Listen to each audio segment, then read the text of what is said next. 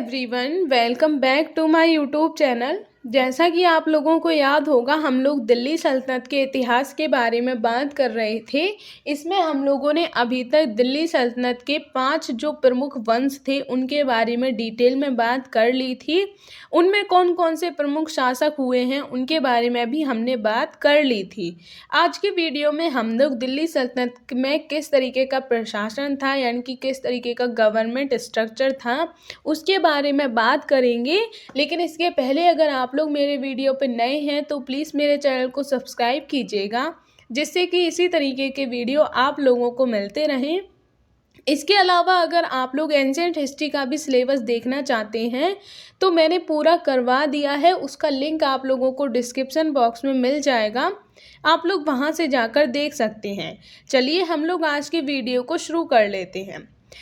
दिल्ली सल्तनत का जो प्रशासन है उसका स्ट्रक्चर हमें कुछ इस तरीके का देखने को मिलता है। सबसे ऊपर जो केंद्र होता है उसका प्रशासन होता है, उसके नीचे फिर प्रांत होते थे, उसके नीचे फिर जिले होते थे, उसके नीचे फिर परगना और सबसे नीचे गांव होते थे। तो कुछ इस तरीके का जो स्ट्रक्चर है वो दिल्ली सल्तनत का हमें देखने को मिलता था। अब हम लोग एक एक करके इनको डिटेल में देख लेते हैं। तो सबसे पहले हम लोग केंद्रीय प्रशासन यानी कि केंद्र में किस तरीके का ढांचा होता था उसके बारे में बात कर लेते हैं। तो केंद्र में जो सबसे प्रमुख माना जाता था, यानी कि जिसे प्रशासन का सर्वे सर्वा कहा गया है, वो सुल्तान यानी कि राजा जो होता था उसको माना गया है। जब मैंने आप लोगों को वल्लभन कराया था तब मैंने बताया था कि वल्लभन ने राजा या फिर जो सुल्तान होता था उसका कंपैरिजन गॉड के साथ किया था, यानी कि उसको गॉड का प्रतिनिधि कहा था। इसके अलावा बलबन ने ये भी कहा था कि जिस तरीके से जो सामान्य लोग हैं वो गॉड के सामने सजदा करते हैं, उसी तरीके से उन्हें सुल्तान यानी कि राजा के सामने भी सजदा करना चाहिए। तो जो राजा या फिर जो सुल्तान होता था उसको वो लोग गॉड के तरीके से कंपेयर करते थे। उसके नीचे फिर हमें बहुत सारे मंत्रालय देखने को मिलते हैं। इनमें बहुत सारे मंत्री जो होते थे जो राजा को सलाह देते थे, उनके काम में उनकी सहायता करते थे। लेकिन जो ऑर्डर देने वाला होता था वो राजा ही होता था, राजा ही सारे काम देखता था। बस जो मंत्री हुआ करते थे यानी कि जो अलग अलग मंत्रालय बने हुए थे वो राजा को हेल्प किया करते थे। इनमें अगर हम कुछ प्रमुख मंत्रालयों के बारे में बात करें तो सबसे पहला जो मंत्रालय हमें देखने को मिलता है वो है दीवाने वजारत। इसके जो मंत्री होते थे उन्हें वजीर कहा जाता था। उसके बाद जो दूसरा मंत्रालय है उसे दीवाने आरिज कहा गया है, और इसके जो मंत्री होते थे उन्हें आरिजे मुवालिक कहा गया है। उसके नीचे फिर हमें दीवाने इंसा नाम का मंत्रालय देखने को मिलता है, और इसके मंत्रियों को दवीरे मुमालिक कहा गया है। उसके नीचे दीवाने रसालत मंत्रालय है जो धार्मिक और न्यायिक जितने भी मामले होते थे उनको देखने का काम करता था। अगर हम बात करें अलग अलग जितने भी शासक हुए हैं उनके समय हमें कुछ नए नए मंत्रालयों को गठन भी देखने को मिलता रहता है। बहुत से जो राजा हुए या जो सुल्तान हुए हैं उन्होंने और भी नए नए मंत्रालयों का गठन किया है। इसके नीचे हमें फिर कुछ प्रमुख अधिकारी भी देखने को मिलते हैं। जैसे कि अगर हम बात करें, एक अधिकारी होता था अमीर शिकार। ये शिकार का प्रमुख होता था, यानी कि जो शिकार करने जाते थे उनको देखभाल करने का काम अमीर शिकार नाम के अधिकारी का होता था। उसके बाद फिर अमीर आखुर नाम का भी एक अधिकारी होता था जो अश्वशाला यानी कि जो जहाँ पर घोड़ों को रखा जाता था उनकी देखभाल करने का काम करता था। इसके अलावा अमीर हाजिब नाम का अधिकारी होता था जो दरबार में किस तरीके का व्यवहार, किस तरीके का शिष्टाचार होना चाहिए उसको मेंटेन करने का काम करता था। उसके नीचे फिर हमें वकील दर नाम का अधिकारी देखने को मिलता था जो शाही परिवार है, यानी कि जो राजा या जो सुल्तान है उसके परिवार में जितने भी लोग हैं उनकी ज़रूरतों को पूरा करने का काम, यानी कि उनको कब किस चीज़ की ज़रूरत है इसको देखने का काम, उनको पूरा करने का काम जो होता था वो वकील दर नाम का अधिकारी करता था। उसके नीचे फिर हमें बरीदे मुमालिक नाम का अधिकारी देखने को मिलता है, जो गुप्तचर प्रमुख होता था, यानी कि राजा को जो गुप्तचर होते थे, यानी कि राजा को जो गुप्त सूचना देने वाले जो अधिकारी होते थे, उन्हें बरीदे मुमालिक कहा गया है। तो इस तरीके का हमें जो ढांचा है वो केंद्र में देखने को मिलता है। अब हम लोग नेक्स्ट बात कर लेते हैं प्रांतीय प्रशासन के बारे में, यानी कि वहाँ पर जो प्रांत होते थे, यानी कि प्रांत को हम अभी जो राज्य होते हैं उनसे कंपेयर करके देख सकते हैं। इस टाइम पर जो प्रांत होते थे उनके लिए इक्ता या फिर सूबा या विलायत जैसे शब्दों का भी प्रयोग किया गया है। और जो प्रांतों का प्रमुख होता था उसे इक्तेदार या फिर बली या फिर अमीर या नाजिम या फिर सूबेदार कहा जाता था। तो ये जितने भी नाम आप लोग देख रहे हैं ये सारे नाम प्रांत यानी कि राज्य जो होते थे उनके ही हैं। इन्हें या तो सूबा कह सकते हैं या इक्ता कह सकते हैं। और यहीं से जो इक्ता प्रणाली है वो भी देखने को मिलती है, यानी कि जो प्रमुख अधिकारी होते थे या जो अमीर होते थे उनको एक एक एकता जो है उसका प्रमुख बना दिया जाता था, इसीलिए उसे एकता प्रणाली कहा गया है। और ये जो अमीर जिन्हें ये एकता दिया जाता था उन्हें इक्तेदार कहा जाता था, इसीलिए कहा गया है कि जो प्रांत या फिर जो एकता का प्रमुख होता था उसे इक्तेदार कहा जाता था। इसके अलावा और भी नाम हैं, बली, अमीर, सूबेदार, ये सब नाम जो है वो एक ही पर्सन के हैं जो प्रांत का प्रमुख होता था। अगर हम बात करें ये जो इक्तेदार हैं या फिर सूबेदार हैं, इनकी नियुक्ति, इसके अलावा इनका जो ट्रांसफ़र है, इसके अलावा इनकी जो पदोन्नति है या फिर पदावनति है, मतलब इनका या ट्रांसफ़र है या प्रमोशन है, ये सब जो है वो सुल्तान के द्वारा ही किया जाता था। यानी कि इनका वंशानुगत व्यवस्था नहीं थी। ऐसा नहीं था कि जो पहले अमीर बना है या फिर जो पहले इक्तादार बना है उसका बेटा फिर इक्तादार बनेगा, ऐसा नहीं था। इनका जो कंट्रोल था वो राजा या फिर सुल्तान के हाथ में होता था और राजा या फिर सुल्तान की इच्छा अनुसार ही ये अपने पद पर बने रहते थे। कोई भी वंशानुगत व्यवस्था नहीं थी। लेकिन फिर बाद में हमें कुछ शासकों के टाइम पर इसकी जो व्यवस्था थी उसको वंशानुगत बनाया गया था, तो उसके बारे में भी हम अभी देखेंगे।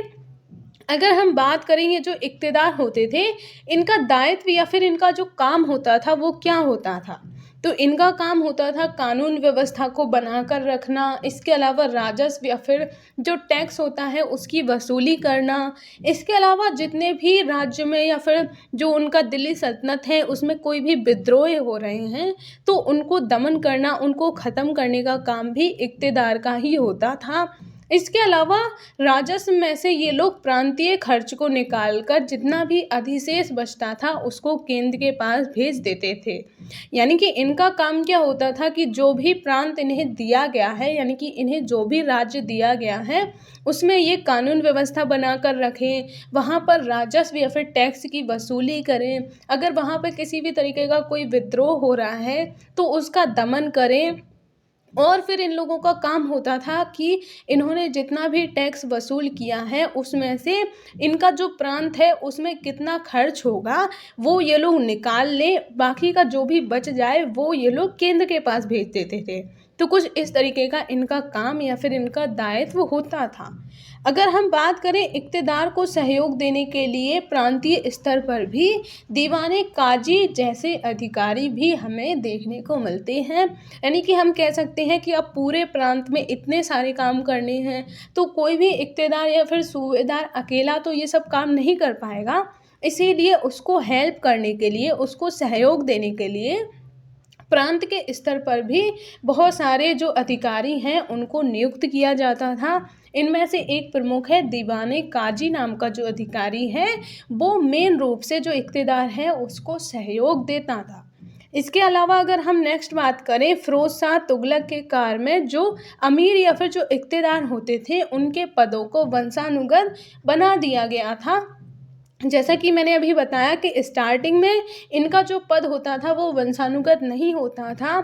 सुल्तान या फिर जो राजा होता था वो अपनी इच्छा अनुसार उनको पद नियुक्त भी कर सकता था और उनका ट्रांसफ़र भी कर सकता था। लेकिन फिर बाद में फिरोज शाह तुगलक जो है उसने इनके पद को वंशानुगत बना दिया, यानी कि ये जब तक चाहें रह सकते हैं और फिर उनके बाद फिर उनका बेटा इक़्तिदार या फिर जो अमीर है वो बनेगा, और यही जो है वो आगे चलकर सल्तनत के पतन का प्रमुख कारण भी बनता है। क्योंकि बाद में फिर ऐसा होने लगा था कि बहुत से जो इक़्तिदार होते थे वो अपने पद से हटना ही नहीं चाहते थे, बहुत बूढ़े हो जाते थे वो, यानी कि उनकी एज बहुत ज़्यादा हो जाती थी, लेकिन फिर भी वो अपना पद छोड़ने के लिए तैयार नहीं होते थे, और इसी को लेकर आगे चलकर जो है वो सल्तनत का पतन होने का ये एक प्रमुख कारण भी बनता है।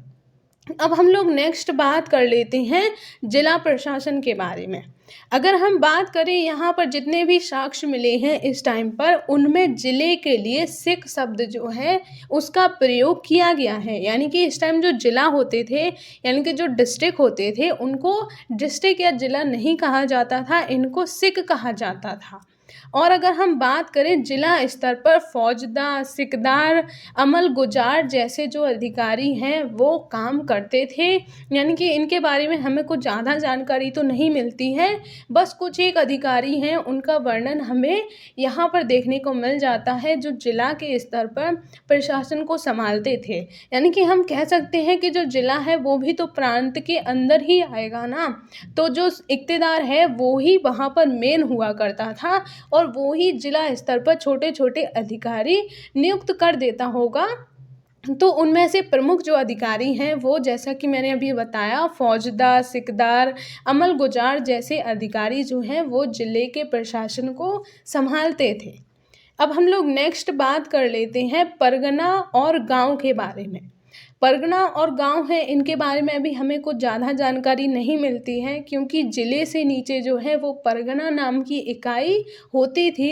यानी कि हम कह सकते हैं कि सबसे ऊपर, जैसा हम प्रेजेंट टाइम में भी देखते हैं, सबसे ऊपर सेंटर होता है, फिर स्टेट होते हैं, फिर स्टेट में भी डिस्ट्रिक्ट होते हैं, और फिर डिस्ट्रिक्ट में भी और छोटे छोटे गांव, शहर जो हैं। तो इसी तरीके का प्रशासन हमें दिल्ली सल्तनत का भी देखने को मिलता है। सबसे ऊपर जो है वो केंद्रीय ढांचा होता था, उसके नीचे फिर हम लोगों ने प्रांत देखे, प्रांत के अंडर ही फिर जिले आते हैं, और जिले के अंडर ही फिर परगना। परगना जो है वो कई गांवों का समूह होता था, यानी कि बहुत से छोटे छोटे गांवों को मिलाकर एक परगना बनाया जाता था, और परगने का जो प्रमुख होता था उसे चौधरी कहा जाता था। यानी कि परगना को जो देखभाल करने वाला, वहाँ पर कानून व्यवस्था बनाने वाला, या फिर वहाँ के प्रशासन को संभालने वाला जो प्रमुख होता था उसे चौधरी कहा जाता था। और गांव जो है वो सबसे छोटी इकाई होता था। वहाँ पर हमें कुछ प्रमुख अधिकारी देखने को मिलते हैं, जैसे कि खुद हो गया, ये जो है वो भू राजस्व को कलेक्ट करने वाला अधिकारी होता था।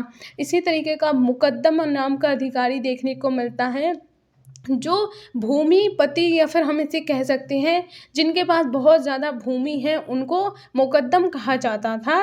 और हमें पटवारी नाम के भी अधिकारी का उल्लेख गांव के स्तर पर देखने को मिलता है। तो कुछ इस तरीके का दिल्ली सल्तनत का जो प्रशासन है वो हमें देखने को मिलता है। सबसे ऊपर केंद्र, उसके नीचे प्रांत, फिर उसके नीचे जिला, उसके नीचे परगना, और सबसे नीचे गांव। अब हम लोग कुछ और बातें कर लेते हैं, जैसे कि हम लोग सेना के बारे में बात करें तो यहाँ पर हमें 3 तरीके की सेना देखने को मिलती है। एक तो होती थी जो सुल्तान के पहरेदार, या फिर हम इन्हें सिंपल लैंग्वेज में सुल्तान के बॉडीगार्ड बोल सकते हैं, जो हमेशा सुल्तान के साथ ही रहते थे, उनकी सुरक्षा करने के लिए, उनकी देखभाल करने के लिए। इसके बाद फिर हमें केंद्रीय स्तर पर भी सेना देखने को मिलती है, और फिर प्रांत के स्तर पर भी सेना देखने को मिलती है। तो इस टाइम पर हमें बहुत सारी सेना का भी उल्लेख मिलता है, यानी कि हम कह सकते हैं कि सुल्तान के पास भी बहुत सारी सेना होती थी जो उसके पहरेदार या उनके बॉडीगार्ड हुआ करते थे। इसके अलावा फिर केंद्र के प्रशासन को संभालने के लिए भी बहुत सारी सेना होती थी, बहुत तरीके की सेना भी देखने को मिलती है, यानी कि पैदल सेना, अश्व सेना। इसके अलावा जो हाथी हैं वो हमें बहुत ज़्यादा देखने को मिलते हैं। और जो प्रांत में इक़्तिदार या फिर सूबेदार होते थे, उनके पास भी अपनी अलग से सेना होती थी, क्योंकि उनको भी पूरे प्रांत को संभालना होता था, तो उनको भी सेना दी जाती थी। इसके अलावा अगर हम बात करें राजस्व जो होता था, वो यहाँ पर भूमि यानी कि जितनी भी जो ज़मीन है उससे ही जो टैक्स मिलता था, बस इनके पास राजस्व या फिर टैक्स का सिर्फ भूमि ही जो है वो एकमात्र तरीका होता था। और ये लोग जो राजस्व या फिर जो टैक्स है उसे राजस्व या टैक्स नहीं कहते थे, ये लोग खराज कहते थे। इसके अलावा अगर हम बात करें भू राजस्व निर्धारण के तरीके क्या क्या होते थे, तो हमें 3 तरीके देखने को मिलते हैं। पहला जो तरीका है उसे गल्ला बख्शी या फिर इसे बटाई भी कहते हैं, और ये अनाज यानी कि जितने भी गेहूँ चावल वगैरह होते थे उनके अकॉर्डिंग लगाया जाता था, या फिर हम कह सकते हैं जिसके पास जितना अनाज है, जितना गेहूँ है, जितना चावल है, हम इस तरीके से कह सकते हैं, उसके ऊपर उसी अकॉर्डिंग टैक्स जो है वो लगाया जाता था। दूसरा जो तरीका होता था वो अनुमान के आधार पर लगाया जाता था, यानी कि कोई फिक्स नहीं है, ऐसे ही बस लगा दिया, तो इसे ये लोग कनकूत कहा करते थे। तीसरे तरीके का जो होता था उसे भूमि माप कहा जाता था, यानी कि इसे एक और वर्ड में इसे मसाहत कहा जाता था, यानी कि ये जिसके पास जितनी भूमि है उसके अकॉर्डिंग ही उसे टैक्स देना होता था। तो सिर्फ जो टैक्स है वो सिर्फ भूमि यानी कि जो उनके पास जितनी भी ज़मीन होती थी उस पर ही लगाया जाता था, और कोई भी दूसरा तरीका इनके पास टैक्स को कलेक्ट करने का नहीं था। और भूमि पर भी 3 तरीके से टैक्स लगाया जाता था। तो ये था हमारा आज का वीडियो। आई होप आप लोगों को दिल्ली सल्तनत के प्रशासन के बारे में पूरी जानकारी मिल गई होगी। दिल्ली सल्तनत के प्रशासन को हम प्रेजेंट टाइम के प्रशासन से भी कंपेयर कर सकते हैं। सबसे ऊपर केंद्र, फिर प्रांत, फिर उसके नीचे ज़िला, फिर परगना और फिर गांव। तो आज की वीडियो को हम बस इतना ही रखते हैं। अगर आपको पसंद आया हो तो प्लीज़ इसे लाइक कीजिएगा और मेरे चैनल को सब्सक्राइब कीजिएगा, जैसे कि इसी तरीके के वीडियो आप लोगों को मिलते रहें। मिलेंगे अब हम नेक्स्ट वीडियो में, तब तक के लिए जय हिंद।